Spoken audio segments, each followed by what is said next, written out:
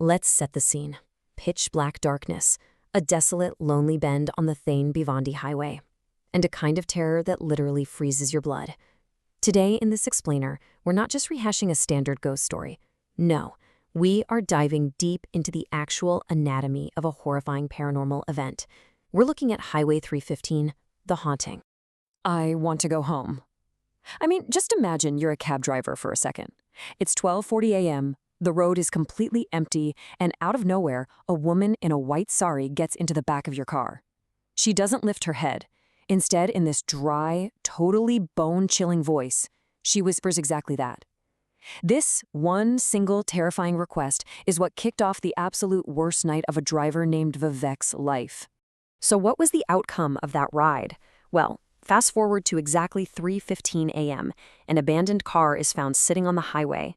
The driver's door is wide open, the seats are literally soaked in blood, and there are violent drag marks leading straight off the road and into the pitch-black jungle. It looked exactly as if someone, or, something, had dragged him away alive. This wasn't some trick of the light or a creepy shadow. We're talking about a severe, physical, flesh-tearing threat. Moving into part 1, the terror of Highway 315, terrifying nights and 2 victims. Okay, let's dive into how this whole nightmare actually started. So when Vivek was driving, everything seemed perfectly normal at first. But literally the second that woman sat in the back, the temperature inside the car plummeted. I mean, it was freezing, even though the heater was off and the windows were completely rolled up. Then, this overwhelming, sickening stench of wet, rotting earth and decaying flesh just crawled into Vivek's lungs. His panic is naturally peaking at this point, right? So he finally gathers the courage to glance in his rearview mirror. And what does he see? Half of his passenger's face is brutally crushed. We're talking torn flesh, exposed bones, and her mouth is ripped open all the way to her ears, just dripping with blood. She lets out this demonic laugh and shrieks, "You left me to die! Now I won't spare you!" Absolute terror takes over, and Vivek ends up crashing his car straight into the jungle. Now, what's truly fascinating here is looking at the actual mechanics of this supernatural entity. We have this really stark contrast. See, Vivek faced the spirit completely unprotected and met absolute physical terror, which led to his crash. But then, enter a man named Satish. Satish is a tantric, and he encountered this exact same spirit. The game changer? His car was shielded by protective mantras.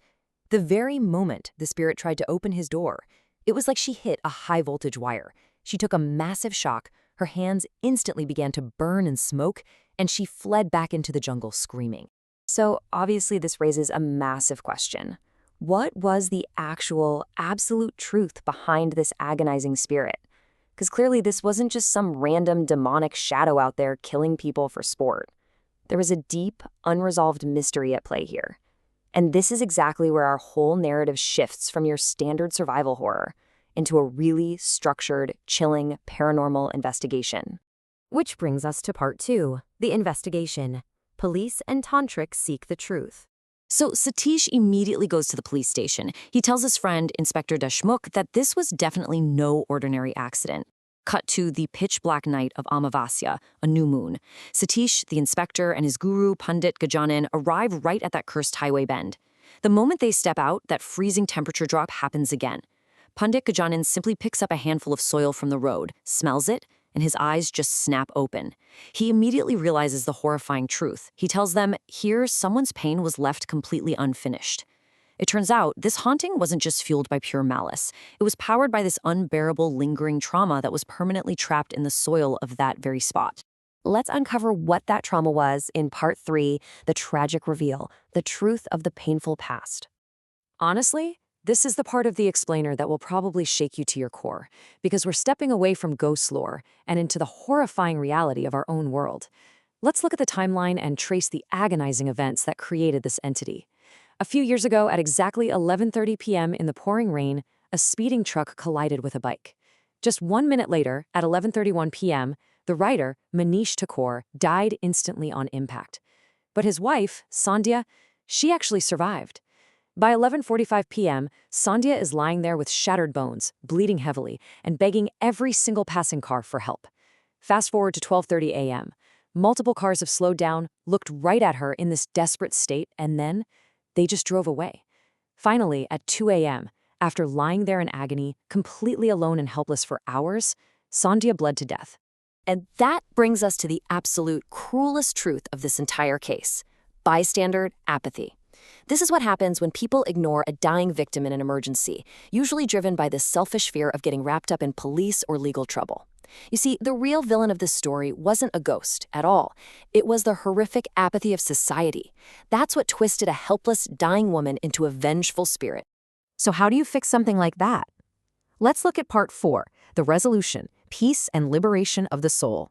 Pandit Gajanan understood that this spirit was locked in a vicious cycle of revenge, and the only way she'd find liberation was if her pain was finally acknowledged and resolved. But breaking a curse like this, it required a highly complex, incredibly powerful ritual. First off, they had to gather the actual blood-soaked soil from the crash site, along with a piece of old cloth. Next, they drew a protective circle using ash and vermilion just to shield themselves. Then, they lit the ritual fire using mustard oil to invoke spiritual energy. And finally, the absolute most crucial step of this whole paranormal exorcism, offering the ashes of her deceased husband, Manish, straight into the flames. I mean, you can imagine, the moment this ritual began, the atmosphere turned absolutely terrifying. All the streetlights on the road just suddenly went out. Then, this horrifying sound of hundreds of people crying echoed loudly from the dark jungle. And then, she manifested. With her body half crushed, she crawled forward, and you could literally hear her bones cracking, audibly with every single movement. She violently confronted the Pandit and the inspector, screaming at the top of her lungs, "They let me die. I suffered, and nobody stopped." She wasn't just haunting the road, she was demanding justice. But right then, Pandit Gajanan threw his enchanted beads toward her and made his final offering to the fire. And when he did that, her terrifying facade just broke. The true, raw pain behind that horrifying face finally bled through. She whispered, "I didn't want to die. I just wanted to be saved." All that anger, all that terror, it was really just the result of the sheer, utter helplessness and vulnerability she felt in those agonizing final moments of her life. So Pandit Gajanan stepped forward, placed a portion of the ashes gently on her head, and closed her eyes. Suddenly, this faint figure emerged from the darkness. It was the spirit of her husband, Manish. He walked right over and held her hand.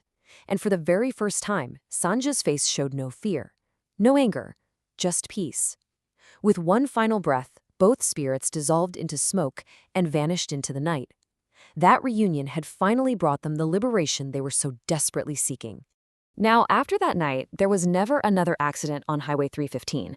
But if you talk to the locals, they'll tell you that even today, on the dark, moonless nights of Amavasya, you can still see a man and a woman walking together around that bend.